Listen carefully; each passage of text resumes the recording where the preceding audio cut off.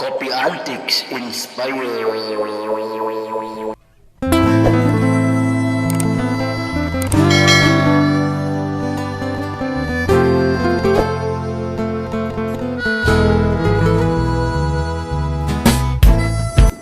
Assalamualaikum warahmatullahi wabarakatuh. Baraya Kopi Antik Inspire kembali berjumpa bersama saya Abah Asgun di Sarki Nakula Jaya Perkasa. Kembali saya ingin berdialektika, berdiskusi dengan Baraya Kopi Antik Inspire tentang tema, tentang topik bahasan yang insya Allah sangat bermakna, bermanfaat dan juga menginspirasi, terutama dalam rangka membangun konstruksi cara berpikir kita agar lebih baik lagi, lebih konstruktif lagi, dan juga lebih menatap ke depan. Kembali kita akan berbincang tentang ilmu komunikasi Islam. Dalam kesempatan ini saya ingin membahas tentang etos, patos, dan logos. Namun sebelumnya silahkan untuk Baraya Kopi Antik Inspire yang belum subscribe, belum like, dan juga men-share dan juga membunyikan tanda lonceng, silahkan untuk subscribe, kemudian juga like dan juga memberikan tanda lonceng agar Kopi Antik Inspire ini bisa terus dinikmati, terutama bagi mereka yang memang membutuhkan penjelasan-penjelasan berkaitan dengan pentingnya ilmu komunikasi, terutama dikaitkan dengan nilai-nilai Islam. Baik, Baraya Kopi Antik Inspire, kita akan bahas tentang etos, patos, dan logos. Namun sebelumnya saya ingin mengurai sejarahnya, siapa yang pertama kali menarasikan istilah ini. Ternyata narasi ini atau istilah ini pertama kali digunakan oleh Aristoteles, salah seorang filosof yang begitu sangat terkenal luar biasa dari Yunani. Dia sebelumnya banyak membaca karya-karya dari gurunya Plato yang juga mengembangkan tentang pentingnya apa yang disebut dengan mengenal jiwa pendengar ketika kita berkomunikasi, dan ini menjadi dasar-dasar teoritik dari psikologi tentang khalayak.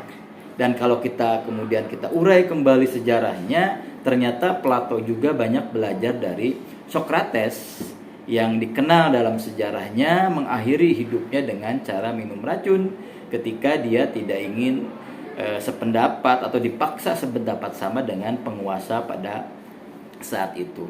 Nah, dari Socrates inilah kemudian kita mengenal istilah prostitute atau prostitusi. Bagaimana Socrates mengistilahkan para sofisme, para ahli bicara, para ahli retoris pada waktu itu, yang ternyata mereka banyak menggunakan keahlian bicaranya untuk mendapatkan kesenangan-kesenangan semata, kesenangan materi dan lain sebagainya, tidak dalam rangka mengembangkan kebijaksanaan atau hikmah. Sehingga dianalogikan para sofisme, para ahli retoris oleh Socrates ini disebut sebagai prostitusi. Kenapa? Karena sama mereka itu persis seperti para gadis yang menjajakan tubuhnya sekedar untuk mendapatkan bayaran demi kesenangan dunia dan lain-lain sebagainya. Inilah yang kemudian mengilhami Plato dengan pentingnya kita memahami jiwa pendengar ketika kita berkomunikasi, yang kemudian juga berkembang di dalam teori-teori komunikasi publik yang harus kita memahami psikologi halayak dan seterusnya. Dan ini juga yang kemudian mengilhami Aristoteles untuk memunculkan istilah etos, patos, dan logos ini. Nah, apa itu yang disebut dengan etos? Etos ini tiada lain adalah nilai-nilai etika. Ketika pembicaraan kita, pesan kita ingin didengar oleh orang lain ketika kita melakukan komunikasi, apakah komunikasi interpersonal, komunikasi publik, apalagi dalam komunikasi publik dan juga komunikasi massa, maka kalau kita ingin didengar pesan-pesan komunikasi yang kita inginkan, kita harus punya etos, kata Aristoteles. Etos tiada lain adalah orang akan mendengar apa yang kita pesankan dalam pesan komunikasi itu kalau seandainya kita adalah orang yang terpercaya dari sisi keilmuan. Jadi kalau misalnya kita sebagai orang atau misalnya ahli dalam keilmuan tertentu, kemudian kita ngobrol ilmu tertentu, tentu orang akan percaya. Seorang ahli ekonomi syariah ketika berbicara tentang konsepsi, materi keilmuan syariah dan sebagainya, tentu orang akan percaya. Inilah yang disebut dengan etos. Seseorang akan didengar apa yang dibicarakannya kalau dia punya nilai keilmuan yang luas berkaitan dengan apa yang dibicarakan. Yang kedua juga berkaitan dengan integritas moralnya. Jadi kalau misalnya seorang dai kemudian dibicara tentang keilmuan Islam, akhlak Islam, nilai tauhid, ajaran Islam dan lain sebagainya, dia luas ilmunya, tapi integritas moralnya rendah, ini juga tidak akan didengarkan. Yang ketiga berhubungan juga dengan persoalan status nilai-nilai terhormat yang ada dalam dirinya. Orang terhormat kalau ngomong tentu akan berbeda dengan orang-orang biasa. Orang terhormat biasanya akan sering dikerubungi oleh wartawan. Sementara orang biasa, padahal kapasitas, esensi, inti yang diomongkannya adalah sama, tentu tidak akan didengar. Inilah yang disebut dengan etos yang dimaksud oleh Aristoteles. Seseorang akan didengar apa yang diucapkannya, dipesankannya dalam sebuah proses komunikasi kalau dia terpercaya secara keilmuan, kalau dia memiliki nilai integritas moral, punya nilai-nilai etika, punya akhlak yang baik. Yang ketiga, dia ternyata punya status sosial di masyarakat yang lumayan. Ini biasanya orang akan didengar. Ini yang pertama. Biasanya dalam komunikasi apapun, termasuk dalam komunikasi publik apalagi, salah satu hal yang harus dimiliki adalah nilai-nilai etos atau nilai-nilai etika ini. Ini yang pertama kata Aristoteles. Kemudian yang kedua, ada juga yang disebut dengan pathos.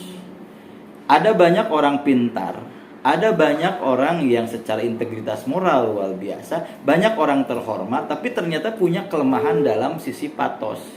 Pathos itu tiada lain adalah bagaimana model menyampaikannya. Kalau seandainya kemudian masyarakat kita bisa dekati dengan emosinya, dengan nilai-nilai batinnya, jiwanya dan lain-lain sebagainya, maka inilah yang disebut dengan pathos. Ya, tidak banyak orang yang memiliki kelebihan di dalam bidang pathos ini. Kalau kita coba ikuti hadis Rasulullah misalnya, ada salah satu ungkapan Rasulullah yang paling terkenal, misalnya ada khatibun nas ala qadri uqlihim. Ajak ngobrol, berkhutbahlah, nasihatilah, berkomunikasilah dengan manusia yang lain ala qadri uqlihim, sesuai dengan kapasitas akal intelektual yang mereka miliki. Sehingga kalau kita perhatikan Rasulullah berkaitan dengan nilai pathos yang dimaksud oleh Aristoteles ini, Rasulullah itu dengan siapapun bisa nyambung, dengan intelektual dia nyambung, dengan masyarakat biasa dia nyambung, dengan orang yang pemarah dia nyambung, orang yang sabar dia nyambung, dan lain-lain sebagainya. Inilah yang disebut dengan pathos. Ketika kita bisa menyentuh sisi emosi, sisi akal, sisi intelektual dari orang yang kita ajak ngobrol, atau komunikan atau khalayak yang kita ajak ngobrol. Ini jarang orang yang memiliki yang seperti ini. Oleh karena itu kalau kita coba perhatikan dai-dai yang ada di kita, misalnya dulu kita kenal dengan yang namanya Ustadz Jainuddin MZ, Kiai Haji Jainuddin MZ. Nilai keilmuannya, nilai etosnya luar biasa. Nilai patosnya juga luar biasa ketika dia mampu menyentil sisi-sisi nilai kemanusiaan, sisi-sisi nurani, sisi-sisi jiwa yang dimiliki oleh pendengarnya, sehingga kemudian banyak orang yang merasa tersentil padahal bahasanya keras luar biasa. Inilah yang disebut dengan nilai-nilai pathos, atau dalam bahasa Rasulullah khatibun nas ala qadri uqulihim. Atau kalau kita coba buka ayat-ayat Al-Qur'an, misalnya ada dalam surat An-Nisa ayat 63, di sana itu ada salah satu filsafat etika komunikasi Islam yang dalam Al-Quran disebutkan. Salah satu istilah yang digunakan dalam Al-Quran itu adalah qaulan baligho. Jadi lengkapnya itu dalam surat An-Nisa 63, wa qul lahum bi anfusihim qaulan baligho. Katakanlah kepada mereka, untuk diri mereka, qaulan baligho, perkataan, ucapan, komunikasi yang sampai kepada hatinya.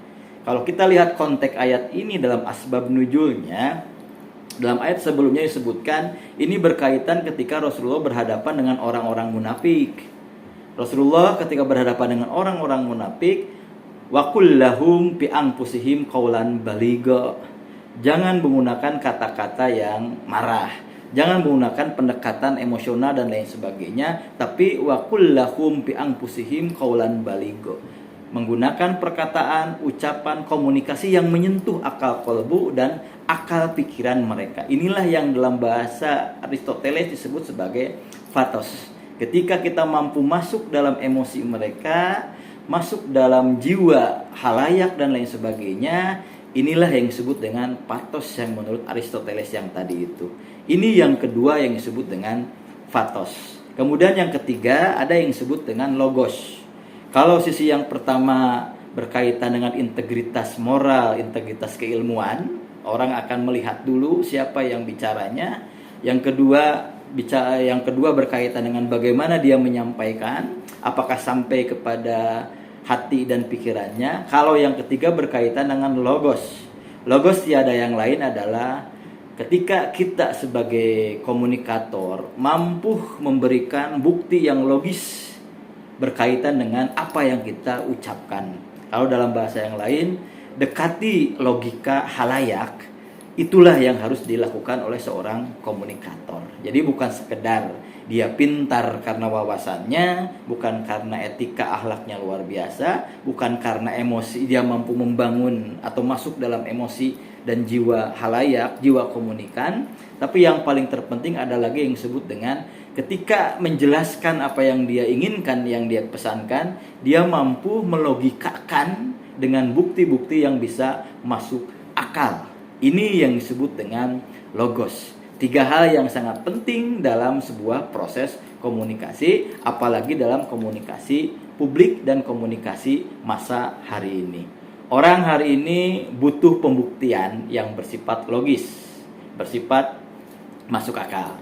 Tapi bukan hanya itu, orang juga butuh yang disebut dengan bisa menyentuh jiwanya.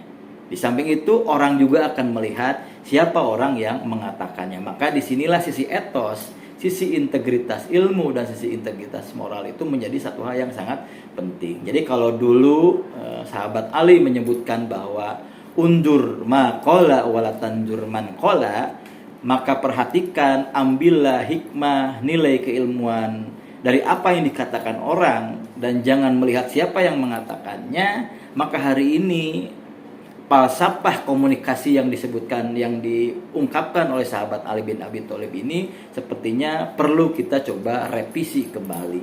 Sebab hari ini orang akan melihat siapa yang mengatakannya, bukan apa yang dikatakannya. Betul, secara falsafah kehidupan, apapun yang keluar dari ayam, kalau dia telur, ambil. Tapi ternyata hari ini tidak bisa seperti itu. Integritas keilmuan itu menjadi penting bagi komunikator, integritas moral apalagi, dan juga bagaimana cara-cara dia menyampaikan itu menjadi satu hal yang penting. Dan yang lebih penting lagi, secara logos, secara logika, kita mampu membuktikan apa yang kita ungkapkan itu dalam bentuk yang bisa dipahami secara logika oleh khalayak ramai. Ini satu hal yang sangat penting dalam proses ilmu komunikasi. Ketika kita sebagai komunikator tidak mampu membangun nilai-nilai etos, tidak mampu membangun nilai-nilai pathos, tidak mampu memunculkan logos dalam proses komunikasi kita, jangan harapkan kemudian kita didengar oleh orang lain. Kalau dalam bahasa Rasulullah sederhana, khatibun nas ala qadri ukulihim. Dekati manusia, khutbahi manusia, nasihati manusia, ajak ngobrol manusia, komunikasikan dengan manusia yang lain, sentil logikanya atas atau sesuai dengan kapasitas keilmuan, kapasitas intelektual yang mereka miliki. Kalau seandainya tidak, maka jangan harapkan pesan-pesan komunikasi kita akan sampai kepada mereka. Jadi begitu pentingnya yang namanya etos, pathos, dan logos untuk kita sebagai makhluk komunikasi dimanapun kita berada, baik dalam konteks komunikasi antar pribadi antara kita dengan yang lain, komunikasi antar kelompok, komunikasi antar komunikasi organisasi, komunikasi antar budaya, dan apalagi dalam komunikasi publik dan komunikasi massa yang halayaknya tentu akan lebih luar biasa banyak. Ini barangkali sekali lagi khatibun nas ala qadri ukulihim. Kita ketika kamu berkomunikasi maka mesti kita melihat siapa yang kita ajak bicara, sesuaikan dengan kapasitas intelektual yang kita ajak bicara tersebut. Insya Allah pesan-pesan komunikasi itu akan sampai pada jiwa yang mendengarkan. Demikian, mudah-mudahan bermakna, bermanfaat dan inspirasi. Assalamualaikum warahmatullahi wabarakatuh. Tengah kondisi kering, hati pun jadi merinding, urat saraf jadi pening, menahan diri agar standing.